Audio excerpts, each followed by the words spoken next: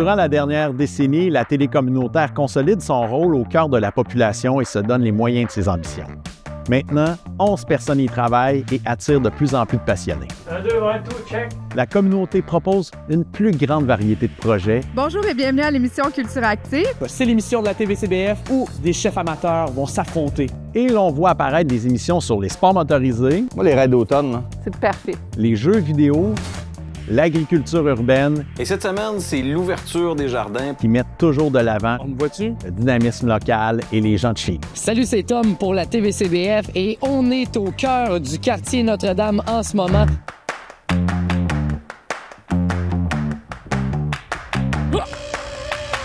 La TV, quand je suis arrivée en 2017, elle était solide financièrement, mais quand même, on avait toujours des défis avec les câbleaux, des défis avec le bingo. On a réussi finalement en équipe à continuer de maintenir la TV à flot, augmenter les budgets, réussir à augmenter les salaires, réussir à faire des belles optimisations au niveau des décors, les caméras et tout, avec un fort désir d'aller vers un volet corporatif.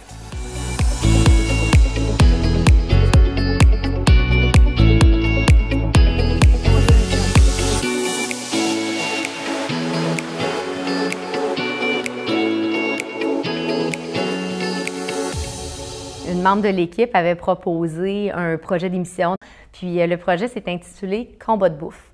Moi, j'arrive, encore toute nouvelle, mais j'ai une équipe qui est solide puis qui est forte. J'ai une équipe, toutefois, qui est habituée de travailler en one-on-one, donc plus en silo qu'en équipe complète. Mais pour ce tournage-là, on n'avait pas le choix, ça nous prenait tout le monde.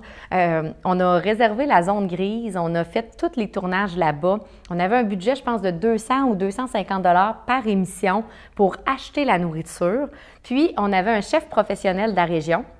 Donc, on est allé cogner à plusieurs portes de restaurateurs. Les restaurateurs ont embarqué avec nous dans le projet. Donc, on avait un chef professionnel et un chef amateur.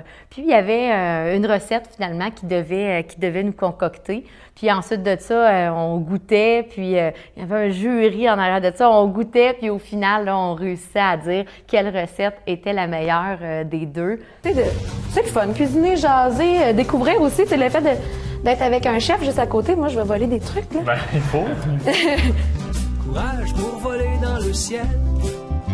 Courage pour le grand voyage. Avec confiance, déploie tes ailes. Regarde le vert des jolis paysages. Pendant plusieurs années, on s'était dit qu'on aimerait avoir une émission pour enfants à la télé. Puis ça faisait longtemps qu'on n'avait pas eu vraiment une émission pour les tout-petits. Puis en collaboration avec Jacinthe et Jean-Luc, on a réussi à mettre sur pied les contes de petites souris. Donc, ça l'a donné, je pense, une saison d'à peu près une dizaine d'épisodes. Puis c'était des épisodes d'environ une douzaine de minutes chacun, qui étaient mélangés de contes des petites souris, pour ceux qui connaissent Jacinthe avec les contes, l'animation en marionnettes, la musique de Jean-Luc, finalement, qui est venu accompagner tout ça. Donc ça a été une très, très belle réalisation. Ça a été une production assez différente quand même là, à faire. Plusieurs petites scènes, beaucoup d'heures de montage, de travail, de réflexion et surtout, toute une équipe impliquée à travers ça. C'est la belle vie. Il y a une année, je me souviens, je pense qu'on avait eu vraiment là, une grosse somme additionnelle. Là. Donc on était passé pratiquement de 15-20 % de plus de subventions de Vidéotron qu'on avait. Puis, ce que je m'étais fait dire, c'était parce que notre programmation était diversifiée, qu'elle impliquait des bénévoles, puis qu'elle était de qualité. Donc, c'était vraiment une belle tape dans le dos pour nous autres, pour toute l'équipe, finalement, de savoir que grâce à notre production, grâce à la production, finalement, de plus haute qualité qu'on fait, bien, ça nous permettait justement d'aller chercher un revenu additionnel, puis des budgets additionnels aussi, pour pouvoir autant en faire bénéficier nos bénévoles, nos équipes de travail dans les décors, notre équipement, se permettre finalement de pouvoir vivre puis respirer un petit peu plus là, financièrement. On avait une équipe d'une 60aine de bénévoles à ce moment-là, des bénévoles plus qu'impliqués, des gens qui étaient dévoués, qui donnaient des centaines d'heures annuellement. On avait déjà fait le calcul. Les bénévoles, en termes d'heures, surpassaient le nombre d'heures qu'une équipe de travail peut faire dans la vie courante. Donc, sans eux, il y a des centaines d'heures de production qu'on n'aurait pas pu réussir à tourner, à monter, à diffuser. C'était des bénévoles autant techniques, caméramans, des animateurs. On a eu des bénévoles qui sont venus faire des montages vidéo. On a même eu une jeune là, qui était encore à l'école primaire à Kinsey Falls. Puis elle était venue faire une petite formation de montage là, dans le temps. Donc, on se permettait vraiment d'offrir à la communauté un maximum avec l'équipe qu'on avait en place, puis les moyens aussi, évidemment, qu'on avait.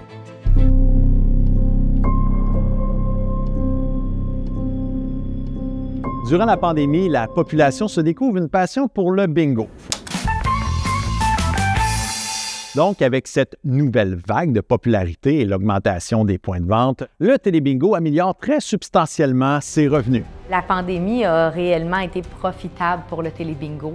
Donc, c'est sûr qu'avec notre communauté qui était enfermée à la maison, bien, les activités se faisaient plus rares. Donc là, à ce moment-là, les jeunes familles, les gens se mettaient sur le téléphone à la maison, écoutaient la télé, jasaient avec le voisin à côté sur le téléphone.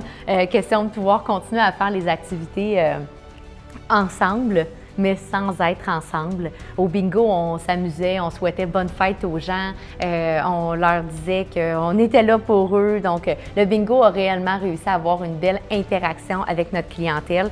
Et évidemment, bien, c'est venu aussi augmenter, là, mousser les ventes du télébingo. 5, 4, 3, 2, 1, 0. Alors bonsoir et bienvenue à la toute première émission de Télébingo en direct de l'année 2022. J'espère que vous allez bien et que vous avez passé un excellent temps des fêtes. Mon nom est Benoît Mérette et c'est moi qui vais avoir le plaisir de passer cette magnifique soirée avec vous. Si je ne me trompe pas, je pense qu'on avait pratiquement doublé les ventes du bingo en 2 ans. Donc, les efforts qui avaient été mis avant la pandémie, puis évidemment pendant la pandémie aussi. Comme on ne peut pas aller chez les gens dans leur salon, dans leur cuisine, risque de contamination oblige, eh bien, on se trouve des endroits, on se fait un beau petit décor de salon qui se prête aux confidences.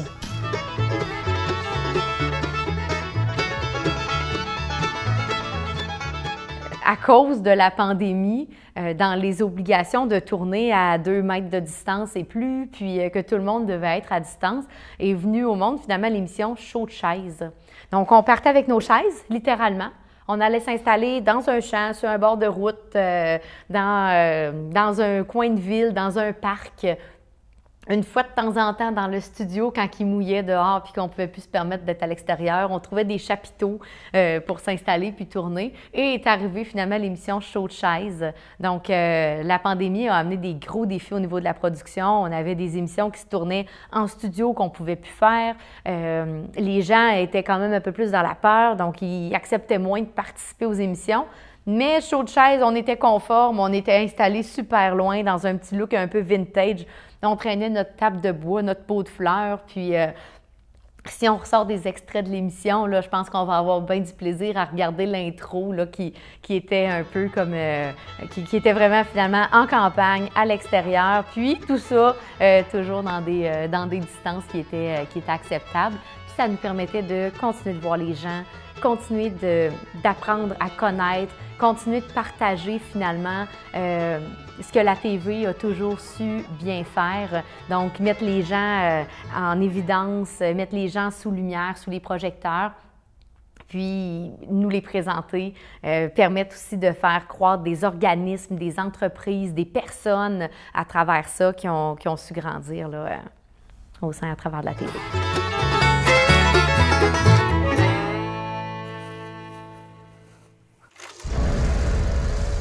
Suivie de plus en plus religieusement par son public, la télé communautaire s'installe dans le sous-sol de l'église Saint-Martyr sur la rue Notre-Dame. La station procède à un réaménagement total et modernise ses installations. Elle s'équipe d'un studio qui n'a rien envié aux chaînes commerciales et se retrouve en excellente position pour desservir et divertir la communauté pour les 50 prochaines années.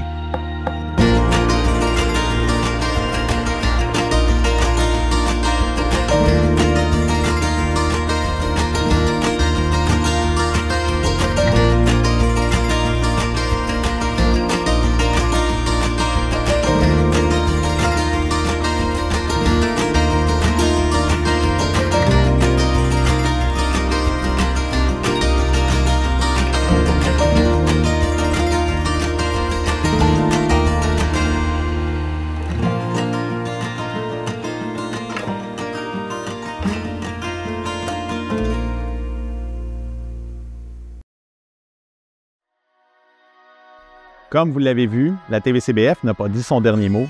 Et l'on peut se demander jusqu'où cette aventure nous mènera.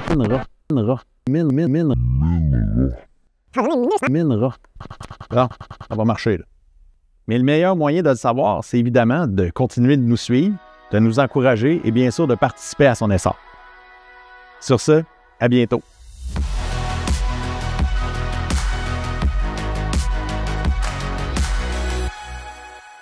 Je souhaite un 50 ans de plus, moi, à la télévision communautaire des Bois-Francs, puis je serais fière de venir me rasseoir ici dans 50 ans, pouvoir dire que j'y ai contribué finalement un petit peu à ma façon à ce beau succès-là.